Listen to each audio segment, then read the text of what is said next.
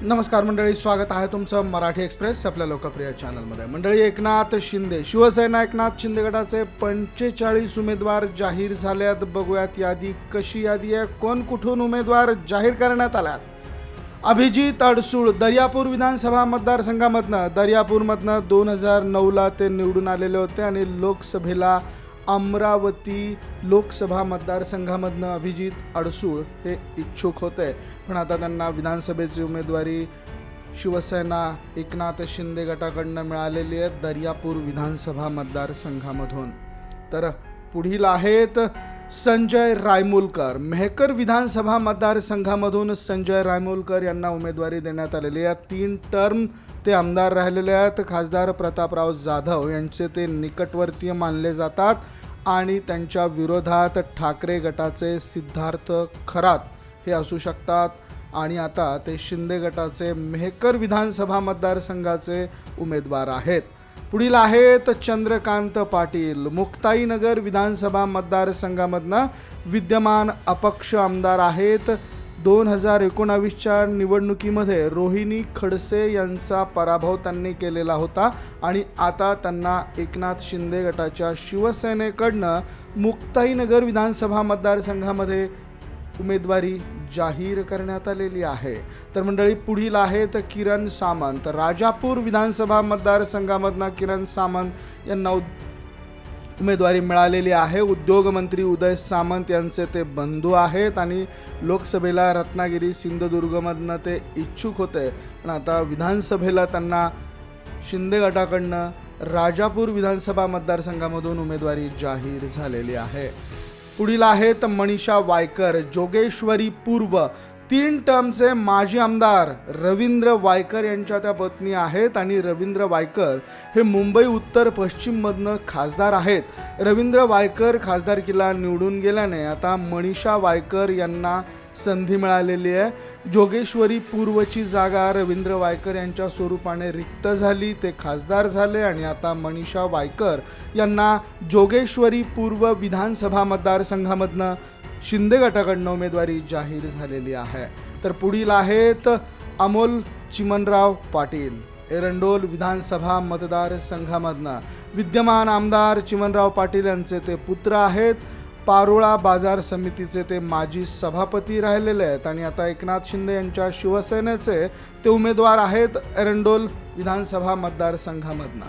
तर पुढील आहेत चंद्रकांत सोनवणे. चोपडा विधानसभा मतदारसंघामधनं चंद्रकांत सोनवणे हे एकनाथ शिंदे यांचे उमेदवार आहेत. 2014चे ते माजी आमदार आहेत. 2019चे ते नाही आहेत, 2014चे माजी आमदार आहेत. विद्यमान आमदार लता सोनवणे यांचं तिकीट कापून त्यांना आता चोपडा विधानसभा मतदारसंघामधनं संधी मिळालेली. एक मोठी अपडेट चोपडा विधानसभा मतदारसंघामधनं समोर येते. एकनाथ शिंदे यांचे ते उमेदवार 2024च्या विधानसभा निवडणुकीमध्ये असणार आहेत. तर पुढील आहेत मंजुळा गावित. साक्री विधानसभा मतदारसंघामधनं एकनाथ शिंदे यांच्या उमेदवार आहेत. 2019मध्ये अपक्ष म्हणून निवडून आलेल्या होत्या. शिवसेनेमध्ये फूट पडल्यानंतर शिंदेंना मंजुळाताई गावित यांनी साथ दिली होती आणि आता दुसऱ्यांदा त्यांना संधी ही मिळालेली आहे एकनाथ शिंदे यांच्या शिवसेनेकडनं. साक्री विधानसभा मतदारसंघामधनं त्यांची उमेदवारी जाहीर करण्यात आलेली आहे. पुढील आहेत सुहास बाबर. खानापूर आटपाडी विधानसभा मतदारसंघ. माजी आमदार अनिल बाबर यांचे ते सुपुत्र आहेत. विरोधात शरद पवार गटाच्या वैभव पाटलांची शक्यता ही मोठ्या प्रमाणात आहे आणि सहानुभूती ही मोठ्या प्रमाणात त्यांच्याकडे आहे. तर सुहास बाबर हे खानापूर आटपाडी विधानसभा मतदारसंघामधनं शिंदेंचे उमेदवार असणार आहेत. पुढील आहेत चंद्रदीप नरके. करवीर विधानसभा मतदारसंघ. शिवसेनेचे माजी आमदार आहेत. काँग्रेसचे राहुल पाटील यांच्या विरोधात ही निवडणूक लढू शकतात आणि कोल्हापूरमधील सर्व राजकीय गट राहुल पाटलांना मदत करू शकतात अशा शक्यता या ठिकाणी आहेत आणि सध्या ते एकनाथ शिंदे यांच्या शिवसेनेकडनं करवीर विधानसभा मतदारसंघाचे उमेदवार आहेत. तर पुढील आहेत प्रकाश आबिटकर. राधानगरी विधानसभा मतदारसंघामधनं शिंदेंचे आमदार आहेत. 2 टर्म आमदार राहिले आहेत. विरोधामध्ये महाविकास आघाडीकडनं KP पाटील किंवा AY पाटील हे असू शकतात असं सांगितलं जातं आहे. आबिटकरांना मंत्रिपद मिळेल अशी देखील चर्चा आता होती आहे राधानगरी विधानसभा मतदारसंघामधनं शिंदेचे उमेदवार प्रकाश आबिटकर असणार आहेत. पुढील आहेत दीपक केसरकर. सावंतवाडी विधानसभा मतदारसंघामधनं उमेदवारी जाहीर झाली आहे. 3 टर्म आमदार राहिलेले आहेत. ठाकरेंच्या राजन तेली यांच्या विरोधात त्यांचा सामना होण्याची शक्यता आहे. भाजपच्या नारायण राणेंची त्यांना मोठ्या प्रमाणात मदत मिळू शकते, कारण सावंतवाडी विधानसभा मतदारसंघामधनं दीपक केसरकर ही निवडणूक लढत आहेत. पुढील आहेत उदय सामंत. रत्नागिरी विधानसभा मतदारसंघ 4 टर्म आमदार राहिलेले आहेत. 5व्यांदा संधी आहे. राज्याचे उद्योगमंत्री आहेत आणि या ठिकाणी भाजपची भूमिका ही अत्यंत महत्त्वाची आहे. तर उदय सामंत हे शिंदेचे उमेदवार असणार आहेत रत्नागिरी विधानसभा मतदारसंघामधून. पुढील आहेत योगेश कदम. दापोली विधानसभा मतदारसंघामधनं 1 टर्म आमदार आहेत. संजय कदम हे ठाकरे गटाकडून इच्छुक आहेत. संजय कदम यांचं आव्हान योगेश कदम यांना असणार आहे. रामदास कदम यांचा पुतण्या अनिकेत कदम हे देखील विरोधात जाण्याची शक्यता या दापोली विधानसभा मतदारसंघामधनं व्यक्त केली जाते. सध्या शिंदे गटाचे उमेदवार हे योगेश कदम दापोली विधानसभा मतदारसंघामधनं आहेत. तर पुढील आहेत शंभूराज देसाई. पाटण विधानसभा मतदारसंघ गेली 2 टर्म निवडून येत आहेत. राज्य सरकारमध्ये कॅबिनेट मंत्री आहेत. त्याचबरोबर त्यांच्या विरोधात आता शरद पवार गटाचे सत्यजित पाटणकर हे असू शकतात. तर शंभूराज देसाई आणि सत्यजित पाटणकर असा सामना 2024च्या विधानसभा निवडणुकीमध्ये आपल्याला पाटणमधनं बघायला मिळण्याची शक्यता मोठ्या प्रमाणात आहे. तर मंडळी, पुढील आहेत महेश शिंदे. कोरेगाव विधानसभा मतदारसंघामधनं शिंदेचे उमेदवार आहेत. मागील वेळा राष्ट्रवादीच्या शशिकांत शिंदेंचा पराभव केलेला होता. यावेळेस सुद्धा महेश शिंदे विरुद्ध शरद पवार गटाचे शशिकांत शिंदे अशी लढत होण्याची शक्यता आहे. या मतदारसंघामध्ये त्यांचा जनसंपर्क हा अतिशय दांडगा असल्याचं सांगितलं जात आहे. तर पुढील आहेत शहाजी पाटील. सांगोला विधानसभा मतदारसंघ गत टर्ममध्ये शेकापच्या अनिकेत देशमुखांचा त्यांनी पराभव केलेला होता. यावेळी शिंदे गट, ठाकरे गट आणि शेकाप अशी तिरंगी लढत होण्याची शक्यता सांगोल्यामधनं आहे. ठाकरे गटाकडून दीपक साळुंखे उभे राहू शकतात, तर शेकापकडून बाबासाहेब देशमुख उभे राहण्याची शक्यता आहे. आणि शहाजी पाटील यांना एकनाथ शिंदे यांच्या शिवसेनेकडनं उमेदवारी जाहीर झालेली आहे. पुढील आहेत तानाजी सावंत. परांडा विधानसभा मतदारसंघामधनं तानाजी सावंत आहेत. 1 टर्म आमदार आहेत. 3 टर्म आमदार असणाऱ्या राष्ट्रवादीच्या राहुल मोटे यांचा त्यांनी पराभव केलेला होता. यावेळी शरद पवार गटाच्या राहुल मोटेंच्या विरोधात त्यांचा सामना फिक्स मानला जातोय. विधानसभेमध्ये संस्थात्मक राजकारणात त्यांचा चांगला होल्ड आहे आणि आता ते परांडा विधानसभा मतदारसंघामधनं ही निवडणूक लढतील. तर पुढील आहेत ज्ञानराज चौगुले.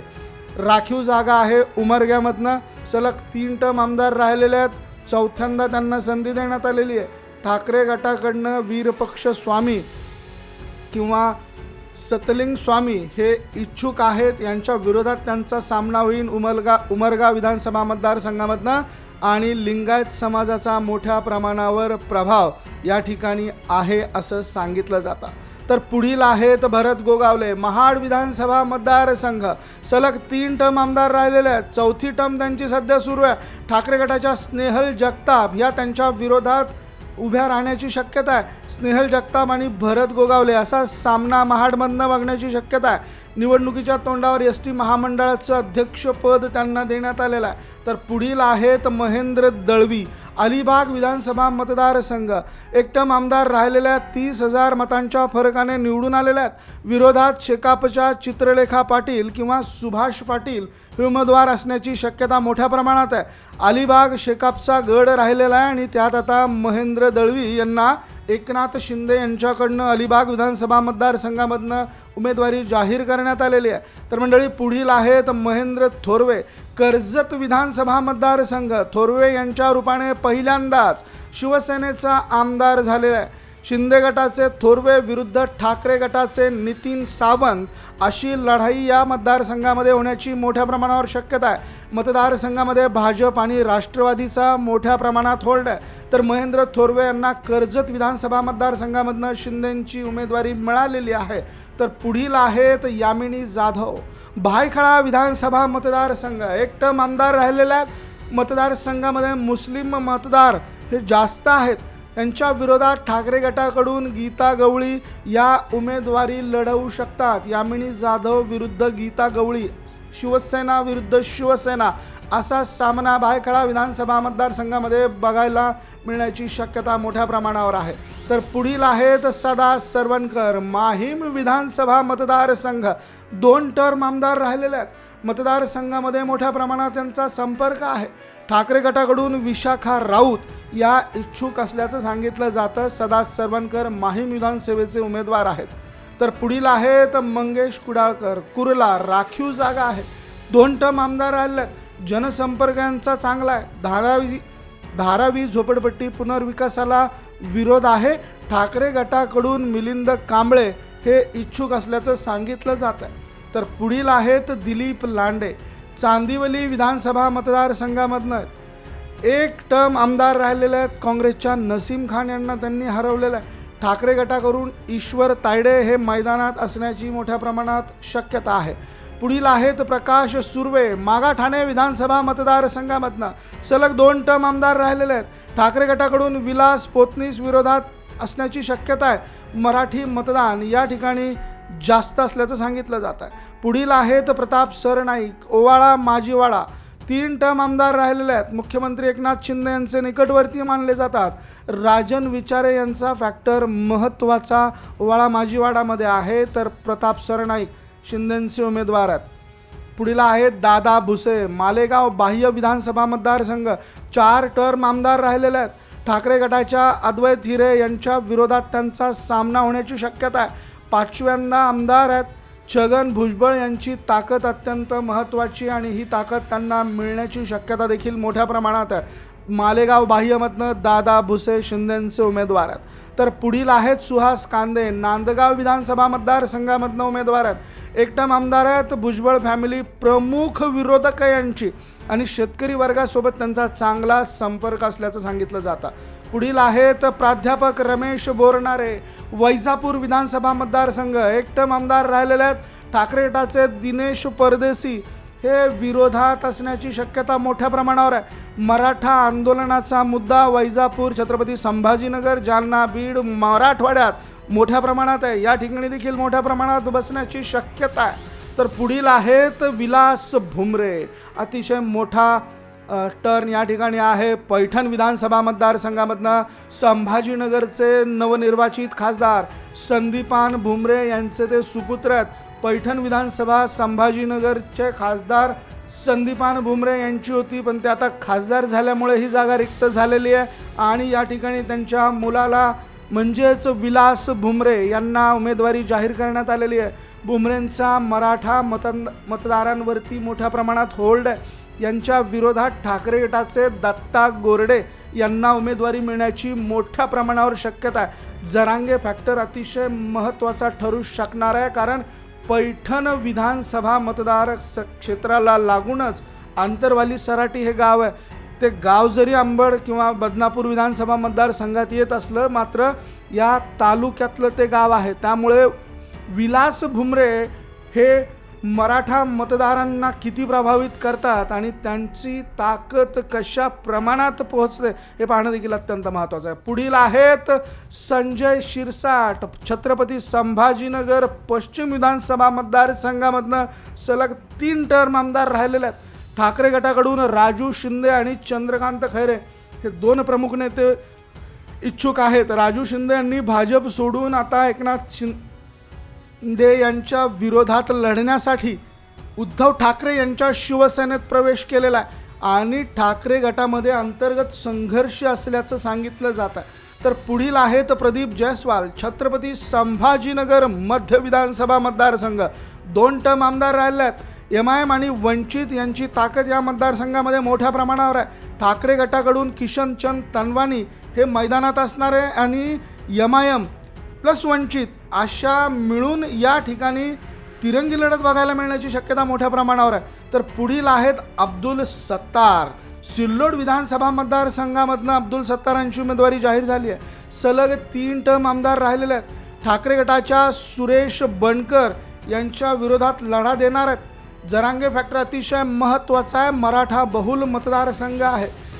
सिल्लोड हा भाग मुस्लिम मतदारांनी वेढलेला आहे, परंतु मतदारसंघामध्ये मराठा समाजाची संख्या ही मोठ्या प्रमाणात आहे आणि जरांगे फॅक्टर अतिशय महत्त्वाचा सिल्लोड विधानसभा मतदारसंघामधनं बघायला मिळणार आहे. पुढील आहेत अर्जुन खोतकर, जालना विधानसभा मतदारसंघ. खोतकर हे जालना विधानसभेचे माजी आमदार आहेत. विरोधात काँग्रेसचे कैलास गोरंट्याल आहेत. 1999 पासून खोतकर विरुद्ध गोरंट्याल असा सामना होत आलेला आहे. तर पुढील आहेत संतोष बांगर, कळमनुरी विधानसभा मतदारसंघ. लोकसंपर्क चांगला आहे. यांच्या विरोधात ठाकरे गटाचे संतोष टारफे किंवा अजित मगर हे असण्याची शक्यता आहे. पुढील आहेत बालाजी कल्याणकर, नांदेड उत्तर विधानसभा मतदारसंघामधनं एक टर्म आमदार राहिलेले आहेत. MIMची भूमिका अतिशय महत्त्वाची आहे. मुस्लिम बहुल विधानसभा मतदारसंघ आहे. काँग्रेसकडून DP सावंत हे देखील इच्छुक आहेत. तर पुढील आहेत संजय राठोड, दिग्रस विधानसभा मतदारसंघामधनं 3 टर्म आमदार राहिलेले आहेत. बंजारा वोट बँकेवरती मोठ्या प्रमाणावर प्रभाव आहे. भावना गवळींची भूमिका अतिशय महत्त्वाची असणार आहे. ठाकरे गटाचे अनिल राठोड यांच्या विरोधात उमेदवारी लढणार आहेत. तर पुढील आहेत नरेंद्र भोंडेकर, भंडारा विधानसभा मतदारसंघामधनं 2019ला अपक्ष म्हणून निवडून आले होते. विरोधात ठाकरे गटाचे नरेंद्र पहाडे हे असण्याची शक्यता आहे. भोंडेकर यांचा लोकसंपर्क चांगला आहे. प्रफुल्ल पटेल यांच्यासोबत त्यांचे मतभेद असल्याचं सांगितलं जातं. पुढील आहेत आशिष जयस्वाल, रामटेक विधानसभा मतदारसंघामधनं 2019ला अपक्ष म्हणून निवडून आले आहेत. महाविकास आघाडीच्या जागेवरून ठाकरे गटाने काँग्रेसमध्ये वाद असल्याचं बघायला मिळतं आहे. विरोधात सुनील केदारांचा गट हा प्रबळ असल्याचं सांगितलं जातं. पुढील आहेत संजय गायकवाड, बुलढाणा विधानसभा मतदारसंघामधनं एक टर्म आमदार राहिलेले आहेत. ठाकरे गटाकडून रविकांत तुपकर मैदानात येण्याची शक्यता आहे. तिरंगी लढत झाल्यास गायकवाडांना मोठा फायदा होईल असं देखील बोललं जातं आहे. पुढील आहेत किशोर पाटील, पाचोरा विधानसभा मतदारसंघ 2 टर्म आमदार राहिलेले आहेत. विरोधात ठाकरे गटाच्या वैशाली सूर्यवंशी यांचा वाढ आहे. स्थानिक लेवलला त्यांचा चांगला होल्ड असल्याचं सांगितलं जातं. तर पुढील आहेत गुलाबराव पाटील, जळगाव ग्रामीण विधानसभा मतदारसंघामधनं सलग 2 टर्म आमदार राहिले आहेत. ठाकरे गटाचे गुलाबराव वाघ किंवा शरद पवार गटाचे गुलाबराव देवकर हे विरोधात असण्याची शक्यता आहे. 3ही गुलाबरावांमध्ये या ठिकाणी फाईट होतील. गुलाबराव पाटील, गुलाबराव वाघ, गुलाबराव देवकर. आणि महाविकास आघाडीची मतदारसंघामध्ये ताकद नाही असं सांगितलं जातं. तर एकनाथ शिंदे, कोपरी पाचपाखडी सलग 3 वेळा विजयी आमदार राहिल्यात. 4थी टर्म ही त्यांची आहे. केदार दिघे हे शिवसेना ठाकरे गटाकडून विरोधात असण्याची शक्यता कोपरी पाचपाखडी विधानसभा मतदारसंघामधनं वर्तवली जाते. तर मंडळी अशा पद्धतीनं शिवसेना एकनाथ शिंदे यांचे हे 45 शिलेदार आता जाहीर झाले. याबद्दल तुम्हाला काय वाटतं? तुमच्या प्रतिक्रिया, तुमच्या कमेंट्स अवश्य नोंद करा. हा व्हिडिओ तुम्हाला आवडला असेल तर शेअर जरूर करा. आणि या काही फोटोंचे स्रोत हे बोल व्हिडिओ, त्यांचे पण धन्यवाद.